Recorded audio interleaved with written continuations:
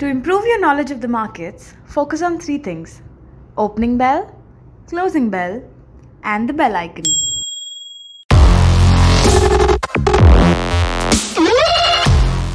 Welcome back दोस्तों।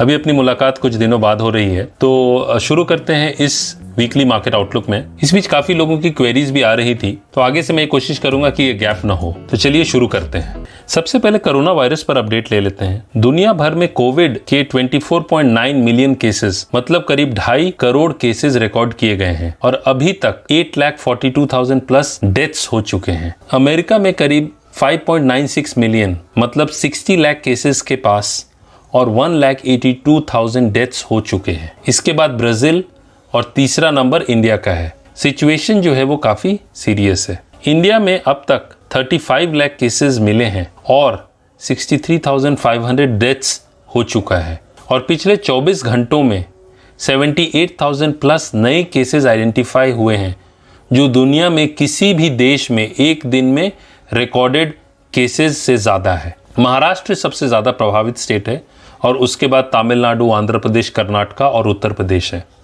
India में अभी करीब 8 से 10 लाख कोविड टेस्ट्स किए जा रहे हैं हर दिन। अच्छी खबर यह है कि last week US food and drugs administration, जिसे यूएस FDA कहते हैं, ने प्लाज्मा ट्रीटमेंट फॉर कोविड-19 पेशेंट्स की अप्रूवल दी और साथ साथ यूएस प्रेसिडेंट डोनाल्ड ट्रंप ने भी बातें की हैं फास्ट ट्रैक अप्रूवल की, जिसमें एस्ट्राजेनेका और ऑक्सफोर्ड यूनिवर्सिटी के पोटेंशियल वैक्सीन्स की बात उन्होंने की है। इसका पॉजिटिव असर देखने को मिला ग्लोबल मार्केट्स पर। लास्ट वीक वॉल स्ट्रीट में एक अच्छी तेजी देखी गई और डाउ जोन्स में 2.59% की तेजी देखी गई और वो 28,653 पर क्लोजिंग रही। और इसके साथ डाउ जोन्स ने 2020 के लॉसेस को भी रिकवर कर लिया। S&P 500 की बात करूं तो S&P 500 में 3.26% की तेजी देखी गई, जिसमें 6th स्ट्रेट रिकॉर्ड क्लोजिंग देखी गई और साथ ही साथ 5th straight week of gains भी थे। नैस्डैक में भी 3.39% की तेजी देखी गई और रिकॉर्ड हाई पर क्लोजिंग रही।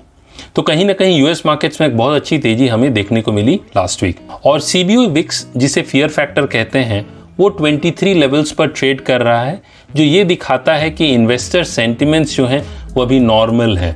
तो पहले हम लोगों ने काफ़ी हाई देखा था, 86, 88 लेवल्स पे भी देखा था, जो बहुत ज़्यादा फियर फैक्टर दर्शा रहा था जब कोविड-19 जो है वो शुरुआत की मैं बात कर रहा हूँ, मार्च की बात कर रहा हूँ।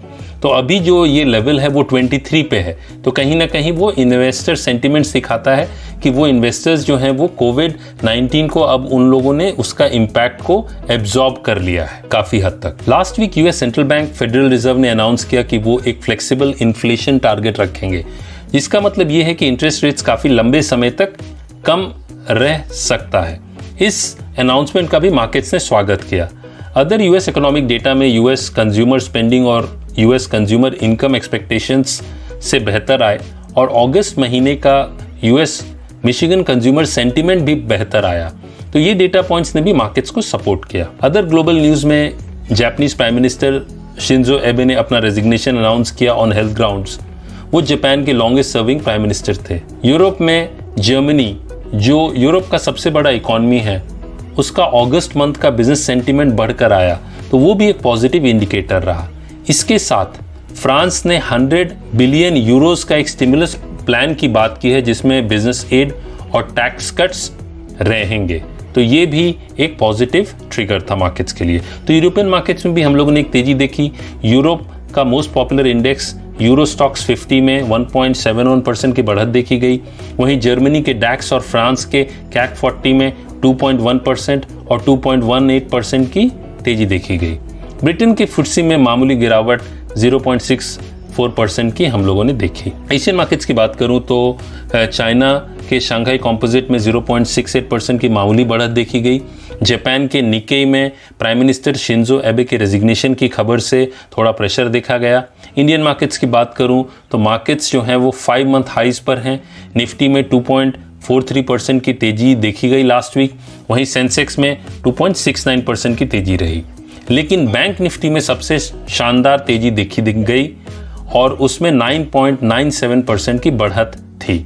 इंडिया विक्स की बात करूं, जो वोलेटिलिटी और फियर इंडेक्स है, वो 18.35 पर है, जो एक अच्छी बात है। कमोडिटी मार्केट्स में लंदन गोल्ड प्राइसेस में 1.3% की तेजी देखी गई। यूएस फेड की स्टेटमेंट कि इंटरेस्ट रेट्स लंबे समय तक कम रहेंगे, इस खबर से डॉलर में कमजोरी देखी गई, जिससे गोल्ड को फायदा हुआ। इसके अलावा concerns about corona virus pandemic on global economy भी गोल्ड प्राइसेस को सपोर्ट दे रहे हैं।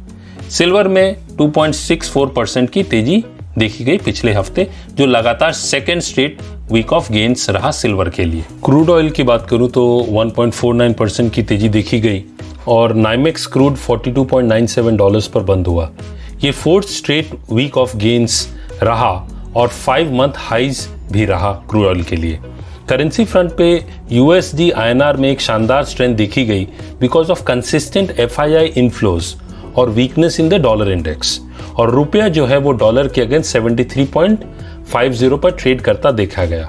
आने वाले वीक्स में यूएसडी आईएनआर का रेंज 72.3 से लेकर 75.5 देखा जा सकता है। एफआईआईस की अगस्त मंथ में अब तक 19,145 करोड़ की बाइंग देखी गई है, जो मार्च 2019 के बाद से अब तक का सबसे बड़ा इन्वेस्टमेंट है। वहीं डीआईआईस की 11,727 करोड़ की सेलिंग देखी गई अगस्त मंथ में। निफ्टी पुट कॉल रेशियो जिसे पीसीआर कहते हैं, उसकी बात करूं तो वो 1.55 है।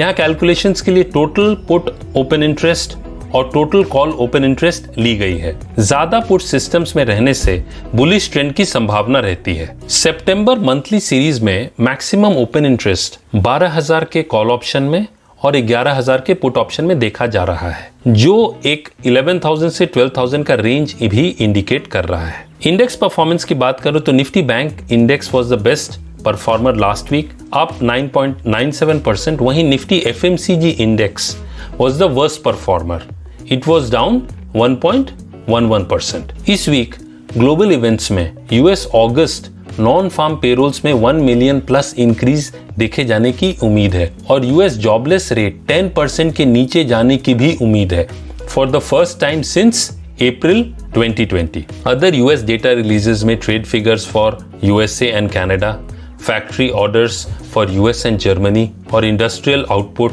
And retail sales for Japan है। इंडिया की बात करें तो अगस्त ऑटो सेल्स नंबर रिलीज होंगे 1 सितंबर को। इसके अलावा first quarter GDP data release होगा, जिसमें कॉन्ट्रैक्शन इन डबल डिजिट्स की उम्मीद है। इसके अलावा इस हफ्ते फिस्कल डेफिसिट और इंफ्रास्ट्रक्चर आउटपुट डेटा भी रिलीज होगा। वहीं मैन्युफैक्चरिंग और services PMI for August month भी इस हफ्ता रिलीज होगा। जिनकी कंपनीज के अप्रैल जून क्वार्टर अर्निंग्स रिलीज होंगे, उनमें ओएनजीसी और कोल इंडिया मुख्य हैं। मार्केट आउटलुक की बात करूं तो एफआईआई's फ्लो जो है वो काफी इंपॉर्टेंट रहेगा। स्ट्रॉन्ग ग्लोबल सेंटिमेंट्स और rising hopes for sooner availability of vaccines, ये सपोर्टिव है मार्केट्स के लिए। अब डाउ जोन्स की बात करूं तो 29,000 से 29,200 का एक रेजिस्टेंस देखा जा रहा है। वहीं सपोर्ट 27,800 से 28,000 पर है। ओवरऑल ट्रेंड जो है बुल्स के फेवर में है। अब निफ्टी की बात करूं तो यहां भी ट्रेंड बुल्स के फेवर में है और डेरिवेटिव्स डेटा भी यही बता रहा है। सितंबर 2018 का टॉप जो 11,750 का है, एक इमीडिएट रेजिस्टेंस लेवल है। उसके ऊपर 11,850 से 12,000 के लेवल्स देखे जा सकते हैं। वहीं सपोर्ट 11,350 से 11,400 पर देखा जा रहा है। बैंक निफ्टी की बात करूं तो बैंक निफ्टी का सपोर्ट 23,700 और उसके नीचे 23,000 पर है। वहीं रेजिस्टेंस 25,200 और उसके ऊपर 25,900 पर है। इन लेवल्स पर कॉशियस अप्रोच रखना चाहिए। आज के लिए इतना ही दोस्तों, जल्द मिलते हैं। Take care and stay safe. और यदि आप सीखना चाहते हैं तो जरूर सब्सक्राइब करें। Thank you.